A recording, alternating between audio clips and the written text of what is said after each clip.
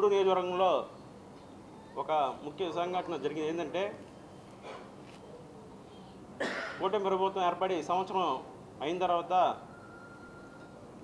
July 4వ తారీఖు కార్యక్రమం చేయాలనుకుంటే పార్టీ తరఫున జనసేన కార్యకర్త మొదటి నుంచి పార్టీ కోసం ఉన్న ఉప్పు సాయి కిరణ్ అనే వ్యక్తి జనసేన కార్యకర్త మీద అవతల ఇంకో వర్గానికి సంబంధించిన అబ్బాయి దాడి చేశారు. దాని మీద రకరకాలుగా పుకార్లు అని సృష్టించి వీళ్ళు ఆ నెపాన్ని ఆ తప్పుని మా మీద నెట్టే ప్రయత్నం చేశారు. ఇది మేము పార్టీ పెద్దలకి అందరి దృష్టికి తీసుకెళ్ళాం. ఇది ముమ్మాటికి ఎవరైతే గౌరవనీయుల పెద్దలు ఉన్నారో, జనసేన పార్టీ పెద్దలు చెప్పుకుంటున్నారో వాళ్ళని చూసుకొని వాళ్ళు నియోజకవర్గాలు ఏం చెప్తున్నారంటే మేమే రేపు ఇన్ఛార్జులు, మేమే రేపు మా నియోజకవర్గంలో మేమే ఇన్ఛార్జులు అని చెప్పుకొని స్థానిక ఉన్న ఎమ్మెల్యే దగ్గర కూడా మేము వెళ్తే ఎమ్మెల్యే గారు ఏమన్నారంటే మాకు ఈ విధంగా నెల్లూరు జిల్లా నుంచి వచ్చారయ్యా, వాళ్ళు ఈ విధంగా అడిగితే ఆడున్న చంద్ర కానీ లేకపోతే బిఓసి కానీ మోహన్ కానీ పని చేయవద్దని చెప్పి అంటున్నారు, అవతలు చేయమన్నారు, ఇదేంటి మాకు అని చెప్పి కూడా చెప్తున్నారు.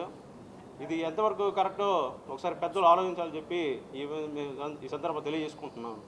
ఇప్పుడు నెల్లూరు జిల్లాలో పర్యవేక్షణలు చెప్పుకునే పెద్దలు కనీసం మా పిఏసీ చైర్మన్ నాదెండ్ల మనోహర్ గారు ఇక్కడే సమావేశం పెట్టుకుంటే కనీసం మాకు ఇంటిమేషన్ కూడా ఇవ్వలేదు. ఒక నియోజకవర్గం పీఓసుకున్న నాకు కనీసం ఇంటిమేషన్ కూడా ఇవ్వలేదు.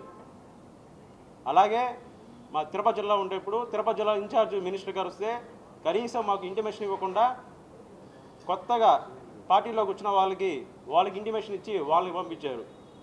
ఇదే న్యాయం మాకైతే తెలియలేదు. అసలు మేము నిజంగా పవన్ కళ్యాణ్ గారి ఆశయాలు నచ్చి ఆయన చూసుకొని మేము నియోజకవర్గంలో పనిచేసుకుంటూ ఉంటే ఈరోజు ఇలాగా జనసేన పార్టీలోనే పెద్దలు విభజించు పాలించు అనే సూత్రం వీళ్ళు పాటిస్తున్నట్టున్నారు.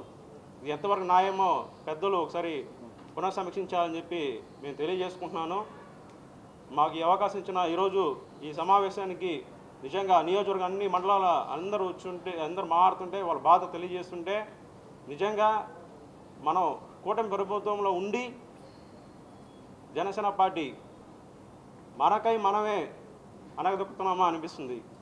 ఇది ఎంతవరకు న్యాయమో పెద్దలు ఒకసారి పునఃసమీక్షించాలని చెప్పి మేము సందర్భంగా తెలియజేసుకుంటూ ఈ అవకాశం ఇచ్చిన పెద్దలందరికీ ధన్యవాదాలు తెలుపుకుంటూ సెలవు తీసుకుంటున్నాం.